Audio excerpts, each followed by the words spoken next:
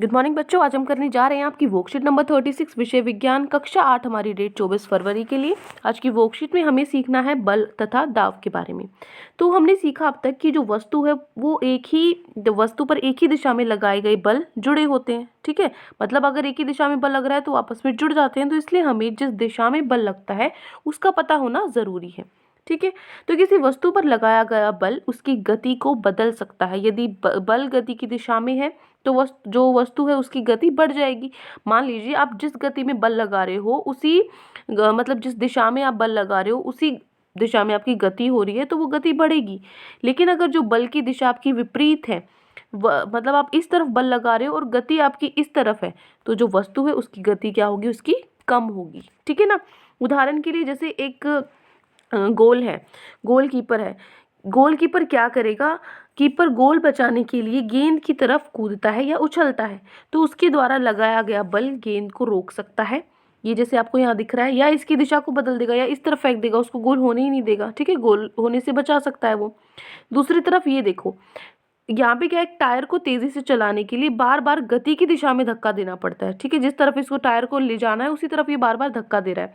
इसका अर्थ है कि बल को किसी वस्तु की गति की दिशा में लगाने पर उसकी गति बढ़ जाती है। ठीक है, देखो किसी वस्तु की गति या उसकी गति की दिशा में या दोनों में परिवर्तन को वस्तु की अवस्था में परिवर्तन कहा जाता है। गति में परिवर्तन हो या फिर उसकी दिशा में हो, ठीक है, दोनों ही परिवर्तन को क्या बोलते हैं हम, जो उसकी अवस्था उसमें परिवर्तन हुआ है। कुछ ऐसी परिस्थिति भी होती है जिनमें जो वस्तु है वो गति के लिए स्वतंत्र नहीं होती।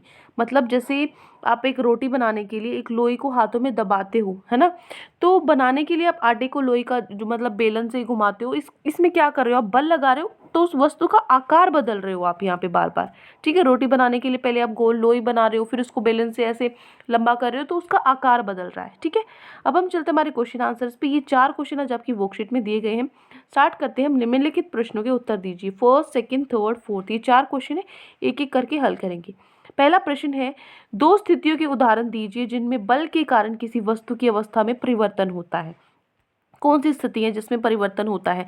तो देखो, जो कीपर है गोल बचाने के लिए गेंद की तरफ कूदता है या उछलता है, ये उदाहरण एक। तो दूसरा, एक बच्चे द्वारा टायर को तेजी से चलाने के लिए जो बल लग रहा है उसमें भी क्या होगा, वस्तु की अवस्था बदल रही है, दिशा बदल रही है या फिर गति बदल रही है, तो वो क्या, इसका मतलब अवस्था बदल रही है। ठीक है, हो गया पहला क्वेश्चन। दूसरे क्वेश्चन पे चलते हैं। दूसरा क्वेश्चन है हमारा, निम्नलिखित स्थितियों में बल के प्रभाव को पहचान कर लिखें। आकार में परिवर्तन हो रहा है, गति में या फिर दिशा में परिवर्तन हो रहा है।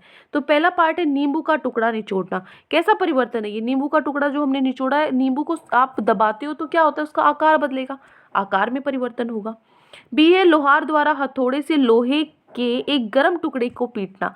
अगर आप लोहे उसको हथौड़े से किसी चीज को पीट रहे हो तो उसमें क्या होगा, उसका आकार में परिवर्तन होगा इसमें भी। ठीक है, फिर सी है, एक कार का ब्रेक लगाने पर रुक जाना।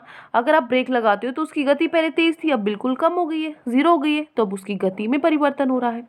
और चौथा है आपका, एक बल्लेबाज द्वारा गेंद को मारना। तो मतलब बल्लेबाज गेंद को मार रहा है तो उसकी दिशा में क्या हो रहा है, परिवर्तन हो रहा है। ठीक है, ये हो गया आपका क्वेश्चन नंबर 2। ये 4 आपके पार्ट थे जिसके आंसर्स हमने कर लिए हैं। ठीक है, अब चलो आगे चलते हैं प्रश्न नंबर 3 पे। प्रश्न 3 है, अपने आसपास से ऐसे उदाहरण दीजिए जिसमें बल गति की दिशा और अवस्था बदल देता है। तो देखो, अभी तो हमने किए थे, एक तो बल्लेबाज द्वारा गेंद को मारना, तो ये क्या कर रहा है, उसकी जो दिशा है उसको बदल रहा है ना, उसकी गति भी बदलेगी और इससे क्या होगा, अवस्था भी बदलेगी। अगर गति या दिशा में से कुछ भी बदल रहा है तो वो क्या होगा, अवस्था बदलेगा। इसका मतलब जो उसकी अवस्था है वो बदली है। दूसरा उदाहरण, एक कार का ब्रेक लगाने पर रुक जाना। गति बदल रही है, उसकी अवस्था बदल रही है। ठीक है, तो ये भी क्या है, उसी का उदाहरण है। तो 2 उदाहरण देने थे, दोनों के दोनों हमने लिख दिए। क्लियर है, हो गया प्रश्न नंबर 3। अब आखिरी प्रश्न है प्रश्न नंबर 4। क्या होगा यदि लगाया गया बल वस्तु की गति की दिशा के विपरीत दिशा में है? तो आप लिखोगे वस्तु की गति में कमी आएगी। अगर उसी दिशा में है तो जुड़ जाता है बल, ज्यादा हो जाती है आपकी गति, लेकिन अगर विपरीत दिशा में है तो वस्तु की गति क्या हो जाएगी, कम हो जाएगी। ठीक है, तो ये 4 प्रश्न आज आपकी वर्कशीट में दिए गए थे। आई होप आपको अच्छे से समझ में आ गए हैं। कोई भी डाउट है पूरी वर्कशीट में तो कमेंट सेक्शन में आप मुझसे पूछ सकते हो। अगर आपको वीडियो अच्छी लगे तो चैनल को सब्सक्राइब कर सकते हैं, वीडियो को लाइक कर सकते हैं। आज के लिए इतना ही। Thank you and have a great day.